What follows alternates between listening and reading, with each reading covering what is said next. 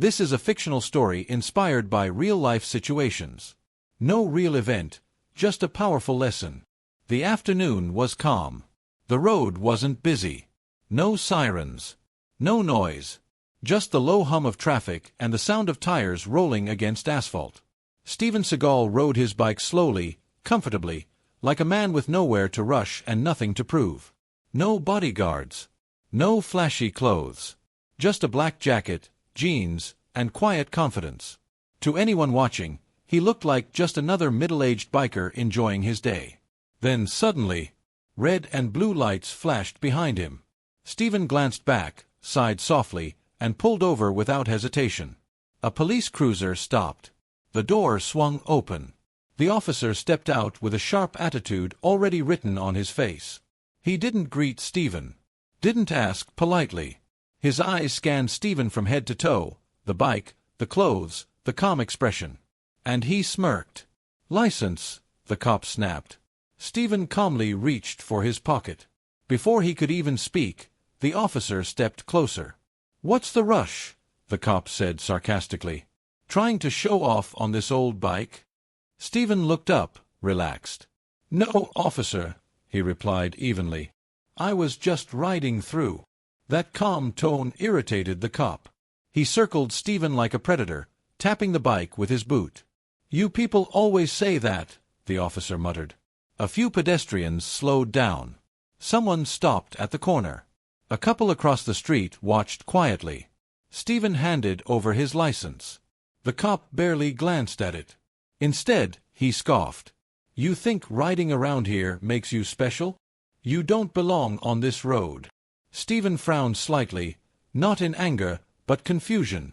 "Is there a problem, officer?" he asked. That question flipped a switch.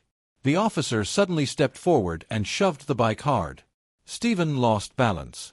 The bike slid out from under him. He hit the pavement. Hard. Gasps echoed. A woman covered her mouth. A man shouted, "Hey!" The bike clattered across the road. Steven sat up slowly, absorbing the moment, dust on his jacket, his hand scraped, his bike damaged. The officer stood over him. "Get up," he barked. "Stop acting like a victim." Phones came out instantly. Steven looked around, at the shocked faces, the recording cameras, the officer towering over him. He didn't shout. Didn't threaten. He simply stood up, picked up his bike, and dusted himself off. Then he looked the officer straight in the eyes and said calmly, "There was no reason for that." The cop laughed. "Oh, there absolutely was," he replied. "You just don't know it yet." And that's when everyone standing there felt it. This wasn't over. Because the officer had no idea who he had just pushed off that bike. Steven stood there quietly, holding his bike upright as if nothing had happened. The scrape on his hand stung. Dust clung to his jacket. But his expression stayed calm, almost unreadable. The officer didn't like that. Most people would be angry, embarrassed, scared. Steven was none of those. The cop took a step closer, invading his space. "You think this is funny?" the officer snapped. "Standing there like you didn't just get put in your place?" Steven adjusted the bike and replied evenly. "I didn't resist. I didn't argue. You pushed me for no reason." That sentence hit the officer like an insult. His jaw tightened.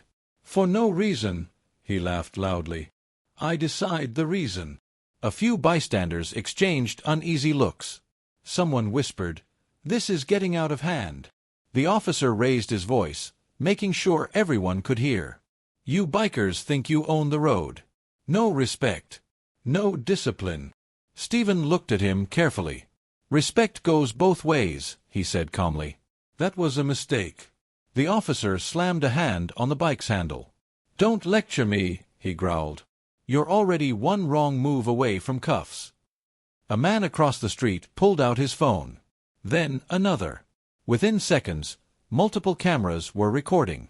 The officer noticed, and instead of calming down, he puffed his chest. "Good," his posture said. "Let them watch." "You see this?" he barked at Steven. "This is what happens when you don't know your place." Steven didn't raise his voice. "I'm cooperating," he said. "There's no need to escalate." The word escalate irritated the officer. "Oh, you want escalation?" He stepped back and pointed aggressively. "Hands where I can see them." Stephen slowly placed his hands away from the bike, fully visible. No sudden movements. No resistance. The crowd watched closely now. A woman shook her head. A teenager whispered, "Why is he acting like that?" The officer paced back and forth, enjoying the attention. "You know what your problem is," he said. "You think staying calm makes you smart." Stephen met his eyes. "No," he replied. "I stay calm because anger makes things worse." That calmness was fuel to the fire. The officer leaned in and said quietly, dangerously close, "You don't tell me how this goes." Stephen could feel the tension thick in the air. Cars slowed. People stopped walking. Everyone sensed it. This wasn't about traffic. This wasn't about a routine stop. This was about control. Stephen took a breath. "Officer," he said carefully, "I just want to continue my ride." The cop smirked. "You're not going anywhere until I say so." He turned toward the crowd and shouted, "Back up. Give us space." But the phones stayed up, recording, capturing every word. The officer noticed one man holding his phone steady. "You," the cop snapped. "Stop recording." The man replied nervously, "I'm allowed to." The officer hesitated, just for a second. Stephen noticed it. Power cracks when witnesses appear. Stephen spoke again, calm but clear. "No one's causing trouble here," he said. "Let's keep this professional." For a brief moment, the officer looked uncertain. Then pride took over. He stepped closer, pointing a finger at Stephen's chest. "You think you're special? You think these people will save you?" Stephen didn't flinch. "I think actions matter," he said. Silence. The crowd held its breath. Have you ever seen authority abused like this in public? Comment below where you're watching from. The officer straightened up, eyes burning. "All right," he said coldly. "Let's see how calm you stay next."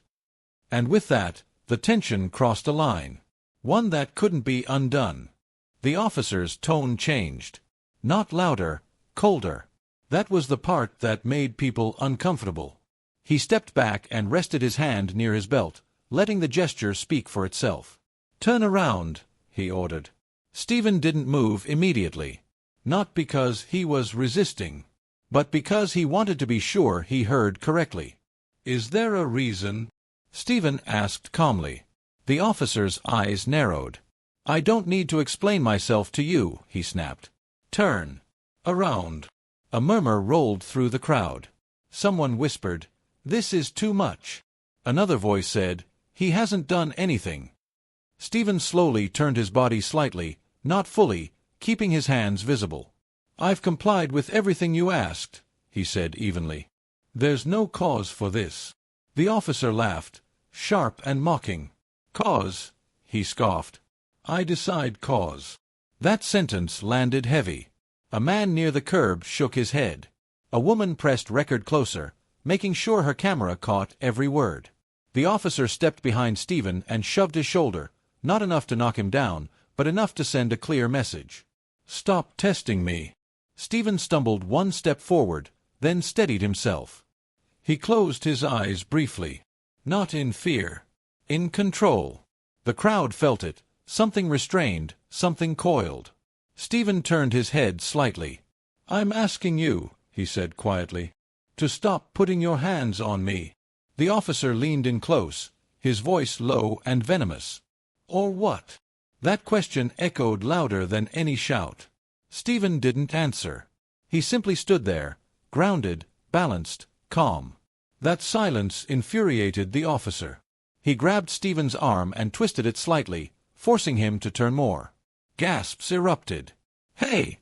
someone yelled. "That's not right." Stephen winced, not from pain, but from the disrespect. Still, he didn't retaliate. He spoke slowly, carefully, as if every word mattered. "There are cameras," he said. "People are watching." The officer looked around. Phones. Dozens of them. For the first time, a flicker of hesitation crossed his face. But instead of backing down, he doubled down. "You think I'm scared of being recorded?" He raised his voice so everyone could hear. "Good. Let them see." He shoved Stephen again, this time harder. Stephen caught himself just in time. His bike scraped loudly across the pavement. The sound cut through the air like a warning. A young man stepped forward instinctively. "Man, that's enough." "Back up!" the officer shouted, pointing aggressively. "I said back up." The man froze. The crowd retreated a step, but they didn't leave. No one wanted to miss what was coming. Stephen straightened his jacket. His breathing remained steady. The officer circled him again, enjoying the imbalance. "You know what you look like," the officer said. "A washed-up biker pretending to be tough." A few people exchanged looks. Stephen finally turned fully toward him. "Insults won't change what you're doing," he said calmly. "And what you're doing is wrong." That word, wrong, snapped something. The officer's face reddened. He grabbed Stephen's jacket collar briefly, pulling him close.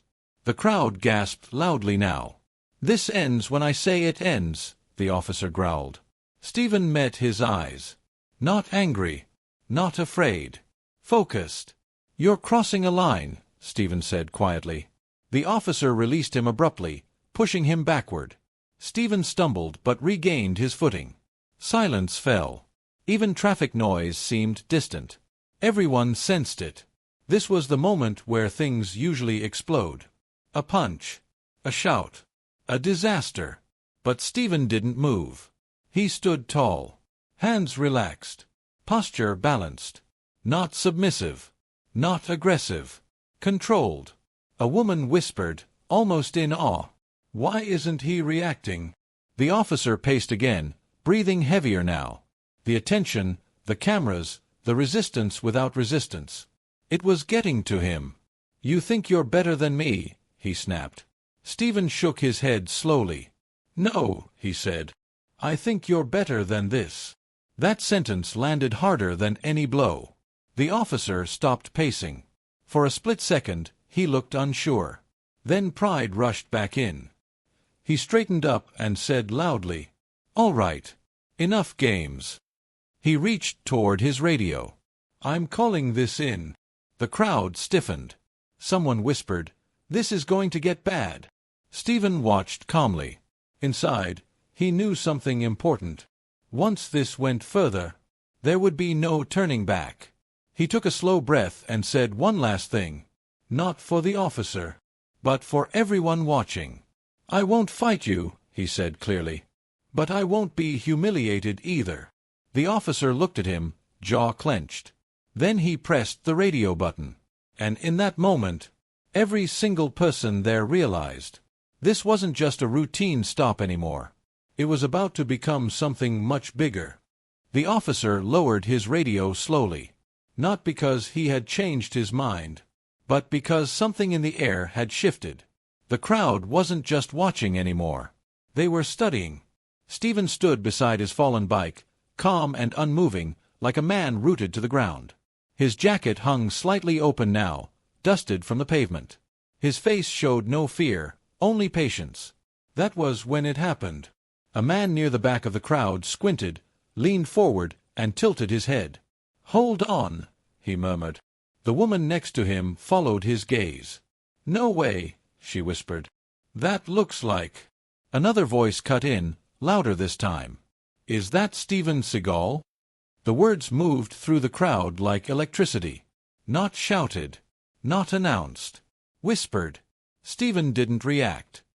He kept his eyes on the officer, refusing to turn, refusing to acknowledge the murmurs. But the officer noticed.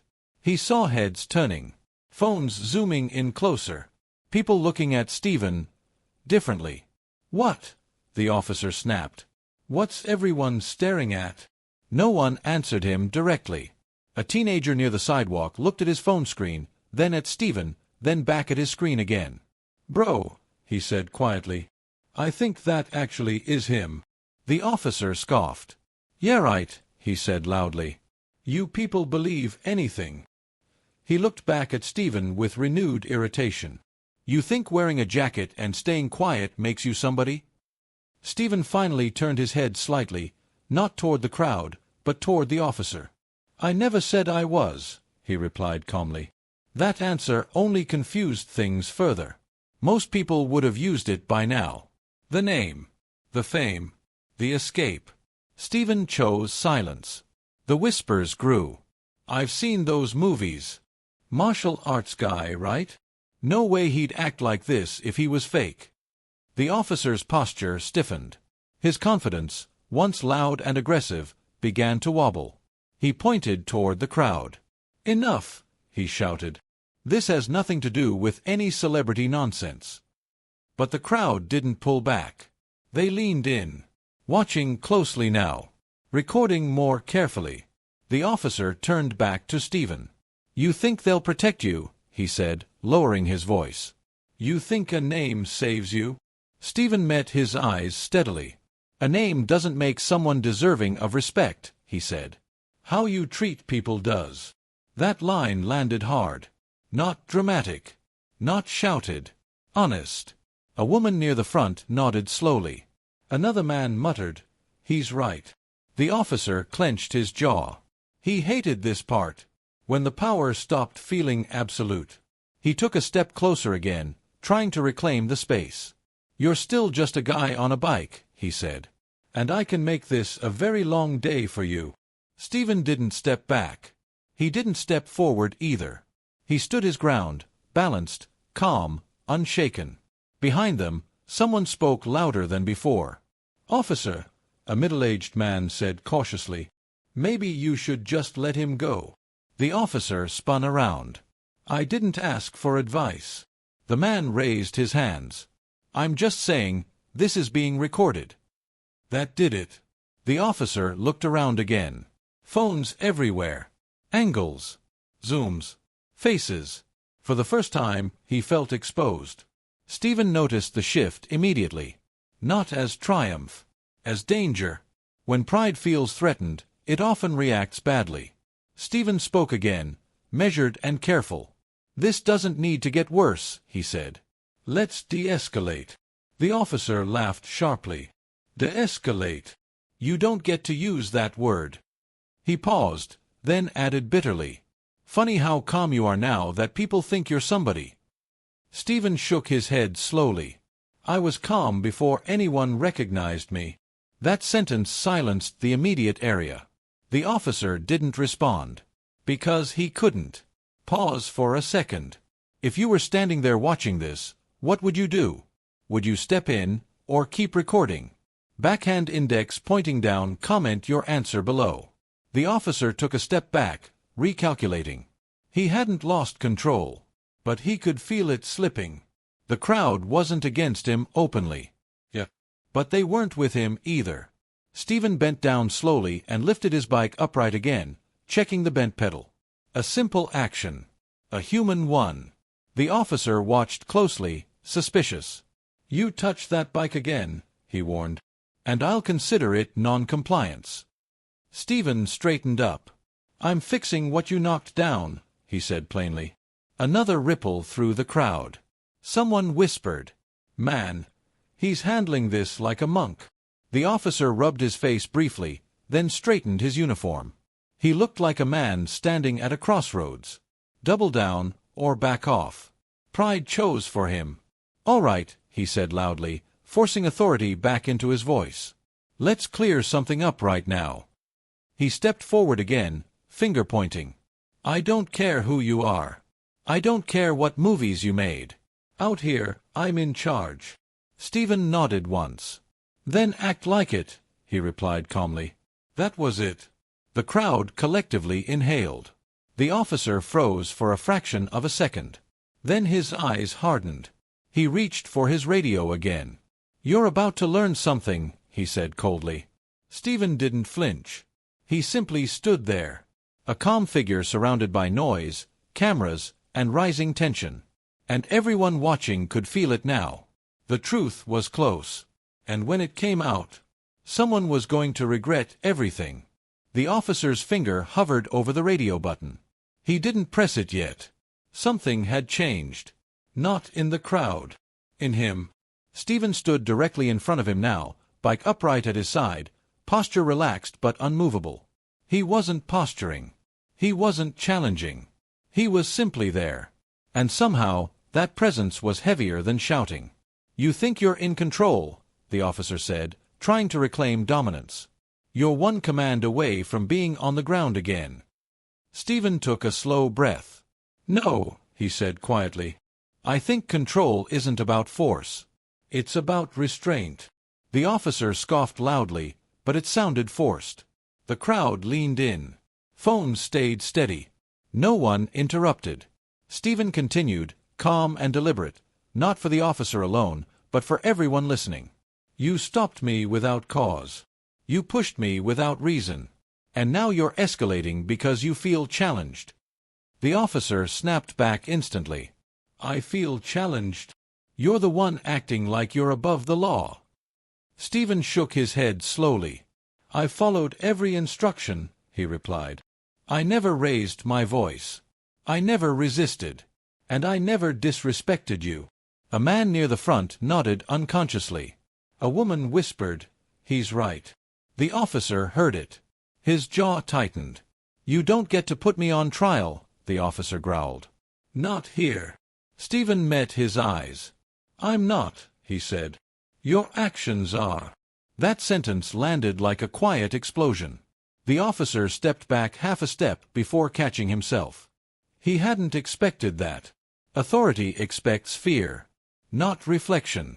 The officer turned to the crowd, voice rising again. "Everyone needs to move back. This is an active police situation." No one moved. Not a single step. That silence was louder than defiance. Stephen spoke again, softer now. "This doesn't have to end badly," he said. "You can stop." The officer laughed sharply. "Stop? You think I'm backing down because a few people pulled out phones?" Stephen didn't answer immediately. Instead, he looked around at the crowd. The young man recording. The woman holding her phone with shaking hands. The elderly couple watching from across the street. Then he looked back at the officer. "I think you're not used to being seen," he said calmly. The officer's face flushed. That was it. That was the nerve. "You want to talk about being seen?" the officer snapped. "Let me show you what happens when someone pushes their luck." He stepped closer again, voice low and aggressive. "You don't scare me," he said. "Not your calm. Not your age. Not whatever image people think you have." Stephen didn't move. "Good," he replied. "Fear isn't respect." For a moment, neither man spoke. Cars passed slowly in the background. The hum of the city felt distant. Then Stephen said something no one expected. "You're better than this." The officer blinked. "What did you say?" "You're better than this," Stephen repeated calmly. "And so am I." That broke something. The officer looked away briefly, running a hand over his face. Then he straightened again, harder this time. "No," he said. "I don't need a lecture from you." He raised his voice, turning to the crowd again. "You think this guy's some hero? You think calm makes him innocent?" Stephen finally raised his voice slightly, not loud, but strong. "Calm keeps things from becoming violent," he said. "And violence is where this is headed if you don't stop." The crowd murmured. The officer spun back. "Are you threatening me?" Stephen shook his head. "I'm warning you." Silence fell again. "Right now, whose side would you be on? The officer with authority, or the man choosing restraint?" Backhand index pointing down, comment officer, or calm below. The officer exhaled sharply. "Enough." He pressed the radio button. "Dispatch," he said, voice clipped. "I need another unit at my location." A wave of tension rolled through the crowd. Someone whispered, "Oh no." Stephen closed his eyes briefly, just a second. Not in defeat. In acceptance. Once backup was called, there was no easy exit. The officer lowered the radio and looked at Stephen with renewed resolve. "Now," he said coldly, "we're doing this my way. Stephen opened his eyes and looked straight at him. "Then do it right," he replied. The officer hesitated, just for a heartbeat, because deep down, he knew something painful. This man wasn't trying to win. He was trying to end this. And that made him far more dangerous to the officer's pride than any threat. The crowd stayed silent, watching, recording, waiting. Somewhere in the distance, a siren began to approach. And everyone there understood one thing clearly now. The moment of truth was coming. And when it arrived, someone's authority was about to collapse. The siren grew louder. At first it was distant, a low wail blending into city noise. Then it became unmistakable. Backup was coming. The officer stood straighter, almost relieved. Reinforced. Whatever doubt had crept in was now buried beneath procedure and pride. Stephen remained still. Hands relaxed. Bike beside him. Eyes calm. The crowd parted slightly as another patrol car pulled up and stopped behind the first. Doors opened. 2 officers stepped out. One younger, alert. The other older, seasoned, observant. The senior officer scanned the scene quickly. The crowd. The phones. The tense silence. Then his eyes landed on Stephen. And everything changed. He stopped walking. His posture shifted instantly. His expression, once neutral, froze in recognition. For a moment, he said nothing. Then, quietly, almost disbelievingly, he spoke. "Mr. Seagal." The name didn't echo. It detonated. The crowd reacted all at once. Murmurs turned into gasps. "Wait, what? I knew it. That's actually him." Phones zoomed in harder now. The original officer turned sharply. "What?" he snapped. "What did you say?" The senior officer looked at him, then back at Stephen. "Yes," he said clearly. "That's Steven Seagal." Silence. Not a single sound from the crowd. The original officer felt it before he understood it, the ground shifting beneath him. He looked at Stephen again. Really looked this time. The face. The posture. The stillness. The realization hit him like cold water. His mouth opened. Closed. Then he laughed nervously. This some kind of joke," he said. "People pretend to be celebrities all the time." The senior officer didn't smile. "No," he replied firmly. "It's not a joke." Stephen finally spoke again. Still calm. Still steady. "I didn't want this to be about who I am," he said. "I wanted it to be about what happened." That sentence hurt more than any accusation. The original officer's face drained of color. He looked around. The crowd. The cameras. His partner. The senior officer watching him closely now. You should have said something," he muttered. Stephen shook his head slowly. "Why?" he asked. "So you'd treat me differently?" The officer didn't answer. Because the answer was obvious. The senior officer stepped forward. "Let's rewind," he said professionally. "Why was force used?" The original officer hesitated. He opened his mouth, then closed it again. Words failed him. Stephen spoke instead. "You stopped me," he said evenly. "You pushed me off my bike. And you escalated when I stayed calm." The senior officer turned back to his colleague. "Is that accurate?" The officer swallowed hard. I thought he was resisting," he said weakly. A few people in the crowd scoffed openly. One voice said, "We saw everything." Another added, "It's all on video." The officer's shoulders slumped slightly. Reality had caught up. The senior officer exhaled slowly. "Step aside," he said. The original officer obeyed. That alone said everything. Stephen watched quietly as the authority he had been facing just minutes ago unraveled without him lifting a finger. The senior officer turned back to Stephen. "Are you injured, sir?" Stephen looked at his scraped hand. "Nothing serious," he replied. "But it didn't have to happen." The officer nodded. "I understand." He then turned toward the crowd. "Thank you for remaining calm," he said. "You're free to go." No one moved. They were watching the original officer now. He stood off to the side, eyes down, jaw tight, face burning. The senior officer walked over to him. "Badge," he said quietly. The officer looked up, shocked. "Here," he whispered. "Yes," came the reply. "Here."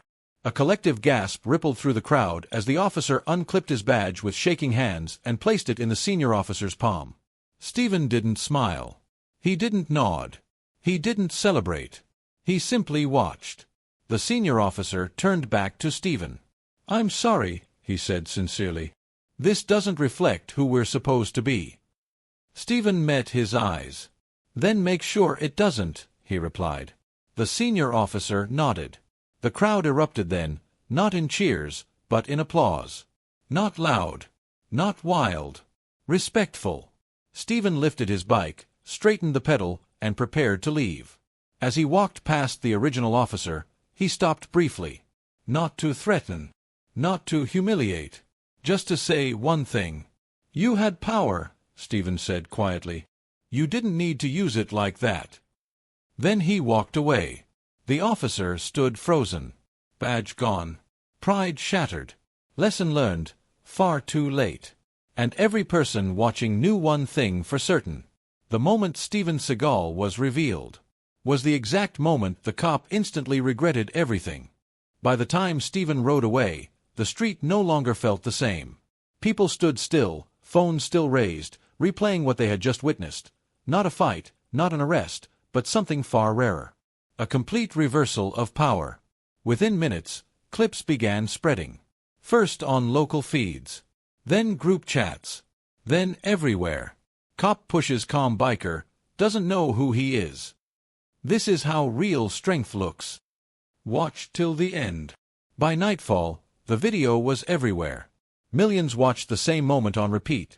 The shove, the calm response, the growing tension, and finally, the reveal that changed everything. But what shocked people most wasn't who Stephen was. It was how he acted before anyone knew. Comment sections exploded. "This proves respect shouldn't depend on status."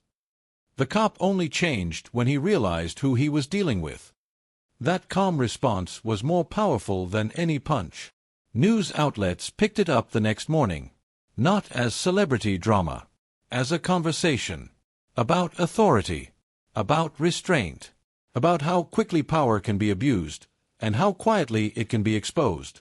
The police department released a statement within hours. An internal review. Immediate suspension. Body cam footage requested. A promise of accountability. The officer didn't appear in public that day. Or the next. His name trended briefly, then disappeared. But the lesson didn't. Stephen, on the other hand, said nothing. No interviews. No statements. No victory posts.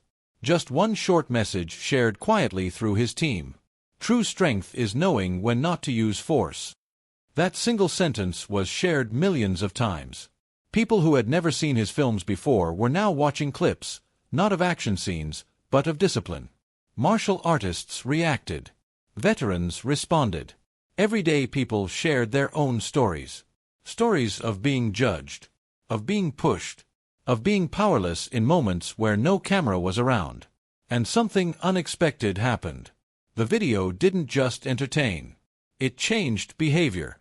People spoke up more. Bystanders stepped in sooner. Cameras didn't just record, they protected. Days later, Stephen was spotted riding again. Same bike. Same jacket. Same calm presence. Someone recognized him and called out, "Respect, man." Stephen nodded politely and kept riding. No speeches. No ego. Just movement forward. Because for him, the story had already ended. For everyone else, it had just begun. If you believe, respect should be given before status. Authority should protect, not intimidate. Real power is shown through control, not force.